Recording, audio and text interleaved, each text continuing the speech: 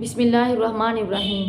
اللہ تعالیٰ قرآن پاک میں فرماتا ہے کہ اے ایمان والو بدگمانیوں سے بچو، یقین مانو بعض بدگمانیاں گناہ ہیں، اور دوسروں کے عیب ٹٹولنے سے بچو اور دوسروں کی غیبت مت کرو۔ کیا تم میں سے کوئی شخص یہ پسند کرے گا کہ وہ اپنے مردہ بھائی کا گوشت کھائے؟ ہرگز نہیں، تم کو اس سے گن آئے گی، اور اللہ تعالیٰ سے ڈرتے رہو، بے شک اللہ بخشنے والا مہربان ہے۔ نبی پاک صلی اللہ علیہ وآلہ وسلم ایک قبرستان کے پاس سے جب گزرے تو دو قبروں پر عذاب ہو رہا تھا۔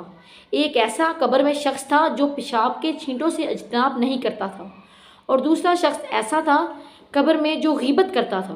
تو نبی پاک صلی اللہ علیہ وآلہ وسلم نے ان دونوں قبروں پر ایک ٹہنی کو توڑا اور اس کو درمیان میں سے دو ٹکڑے کر کے ان دونوں قبروں پر رکھ دیا، اور فرمایا کہ جب تک یہ ٹہنی تازہ رہے گی ان قبروں سے عذاب ٹلا رہے گا، یعنی کم ہوگا۔ قرآن پاک میں اللہ تعالیٰ فرماتا ہے وَيْلٌ لِّكُلِّ ہُمَزَةٍ لُمَزَةٍ، خرابی ہے ہر اس شخص کے لیے جو عیب ٹٹولے، یعنی جو غیبت کرے۔ ہمارے معاشرے میں یہ بہت بڑا گناہ ہے جو ہمارے معاشرے میں روزمرہ کیا جاتا ہے۔ ایک ایسا شخص جس کے اندر کوئی عیب اور برائی نہ ہو، اور دوسرا شخص اس کی عیب اور برائی بیان کرے، ایسی برائی جو اس شخص میں نہ ہو۔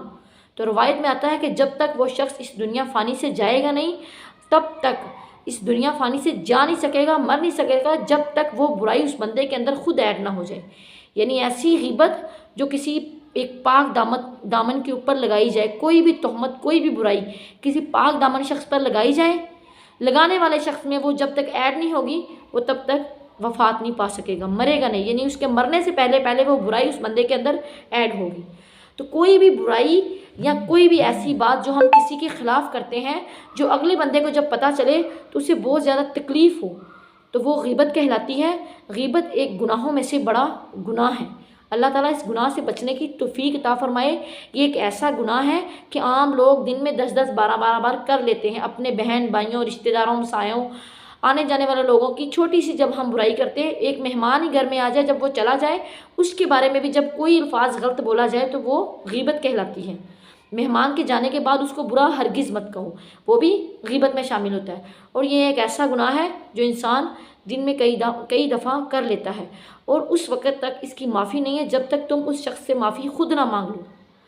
یہ اخلاق حسنہ میں سے ہے کہ جب تک اس شخص سے معافی نہ مانگ لو تمہیں اس گناہ کی معافی نہیں ملے گی، جس بندے کے تم برائی بیان کرتے ہو وہ اس میں ہو چاہے نہ ہو۔ تو اللہ تبارک تعالیٰ ایسے بڑے گناہوں سے بچنے کی توفیق عطا فرمائے۔ وما علینا الا البلاغ المبین۔